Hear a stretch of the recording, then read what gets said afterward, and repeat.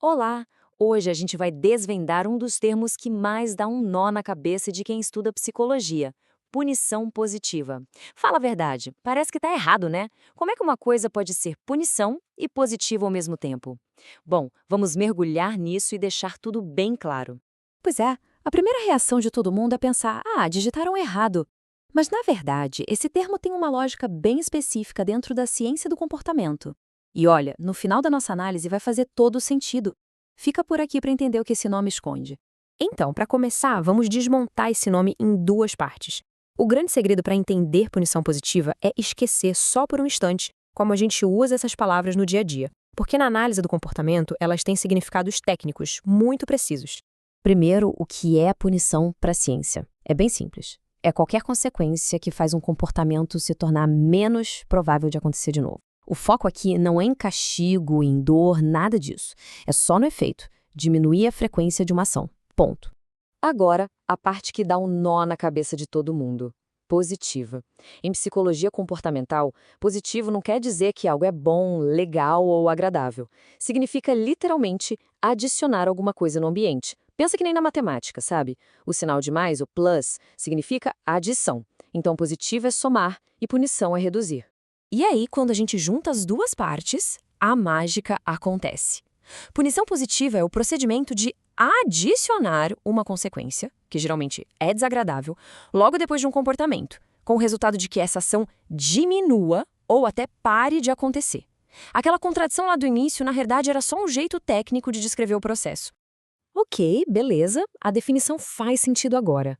Mas como é que isso funciona na prática, no nosso dia a dia? Existe um modelo que é a base de tudo que explica essa dinâmica de um jeito bem elegante.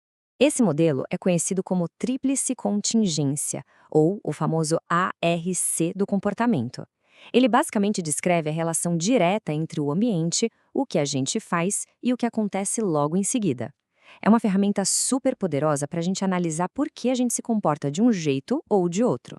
Essa tal de tríplice contingência acontece em três momentos. Primeiro, o antecedente, que é o gatilho, o cenário onde tudo acontece.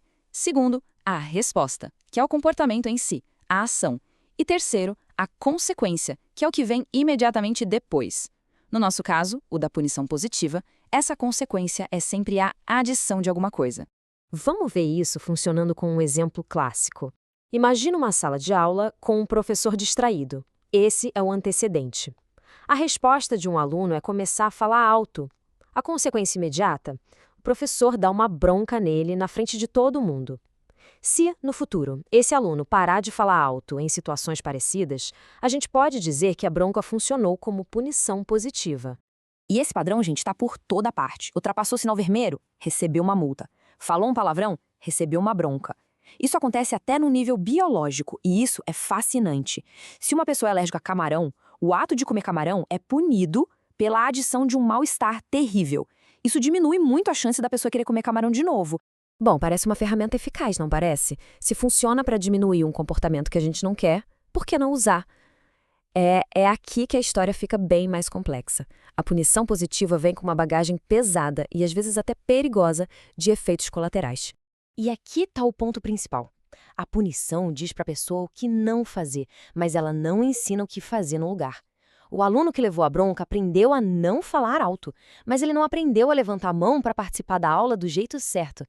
É como botar um band-aid em cima de um problema, em vez de resolver de verdade. E essas emoções não ficam guardadas. A punição costuma gerar respostas emocionais muito fortes.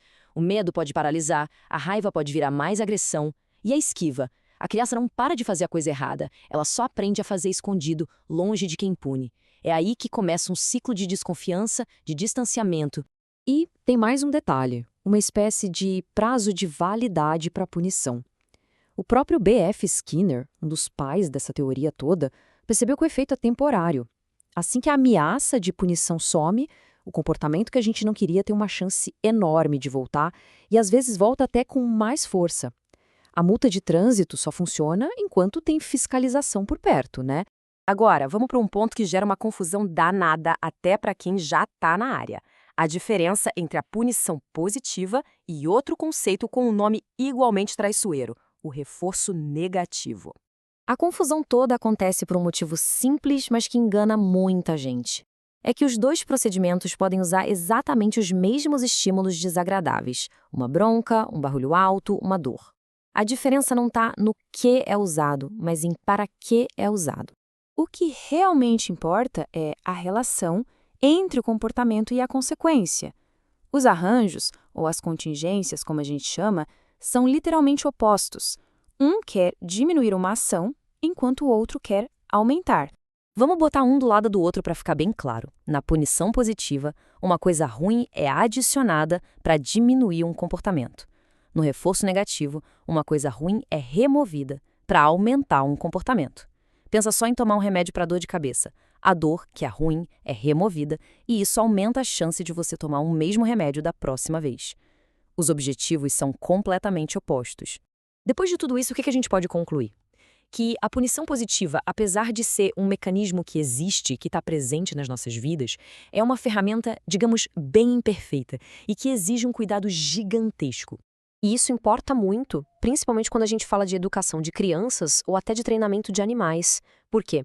Porque o objetivo não deveria ser só parar um comportamento, mas sim construir outros, novos e melhores. Usar a punição é como tentar construir uma casa usando só uma marreta de demolição. As estratégias que reforçam o que é certo, essas sim, são as verdadeiras ferramentas de construção. E tudo isso nos deixa com uma pergunta fundamental. Se essa nossa ferramenta para parar comportamentos ruins é tão falha, o que a gente usa no lugar? Como é que a gente constrói em vez de só demolir? Bom, a resposta está em focar em ensinar e reforçar os comportamentos que a gente quer ver. Mas isso, claro, já é uma outra conversa.